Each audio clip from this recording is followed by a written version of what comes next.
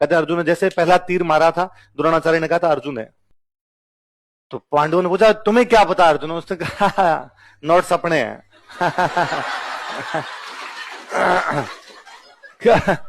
पहला तीर जो था वो द्रोणाचार्य के कदमों में मारा था अर्जुन ने। तो कहा अर्जुन ने पहला तीर मेरे चरणों में मारा है, इसका मतलब अर्जुन कह रहा है गुरु द्रोण आशीर्वाद दीजिए, मैं युद्ध प्रारंभ करने जा रहा हूं। अभी देखना अगला तीर भीष्म के चरणों में, भीष्म ने कहा आ गया। तो अब ये क्लियर था कि सामने से कौन लड़ रहा है? अर्जुन लड़ रहा है, और उसने अकेले मार मार के कौरवों की सेना भगा दी थी। जब कौरवों की सेना भाग रही थी तब द्रोणाचार्य को अर्जुन पकड़ लेता। द्रोणाचार्य को अर्जुन पकड़ता है। द्रोणाचार्य कहते हैं अर्जुन अब पकड़ने का क्या मतलब निकला, हमने तुम्हें देख लिया। अज्ञातवास में 8 दिन बाकी थे। अज्ञातवास खत्म हो रहा था उनका 14 को। कब खत्म हो रहा था? और ये लड़ाई 6 को हो गई थी।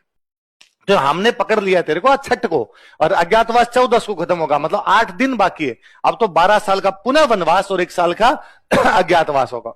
तो अर्जुन ने कहा गुरु द्रोण इस बात की कौन गारंटी देता कि मैं अर्जुन हूं?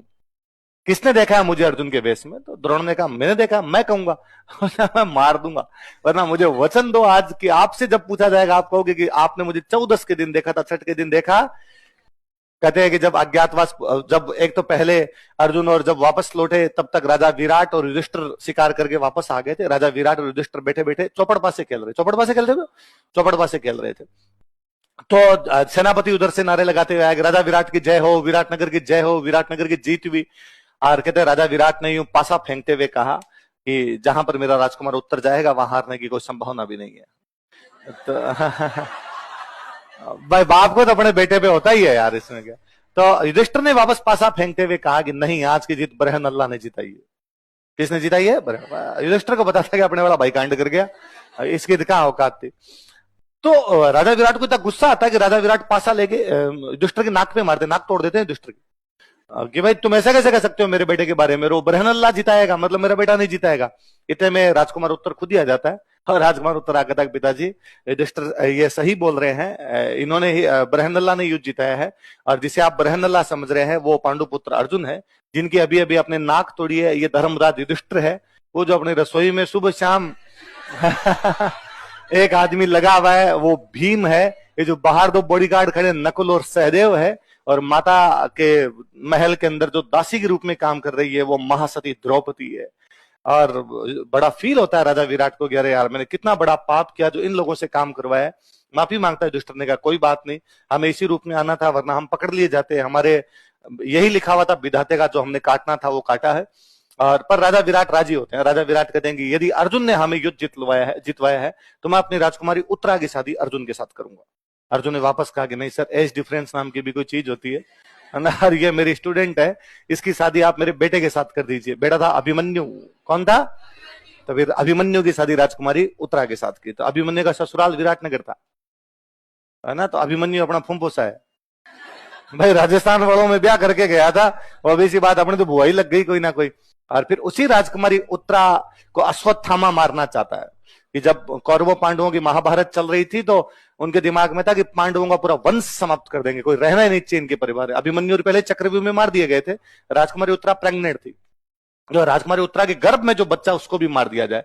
जब अश्वत्थामा उसको मारने के लिए जा रहा होता है तो कहते हैं भगवान कृष्ण अपने सुदर्शन चक्र से उस बच्चे की रक्षा करते हैं, इसलिए जब वो बच्चा पैदा उसका नाम रखा गया परीक्षित।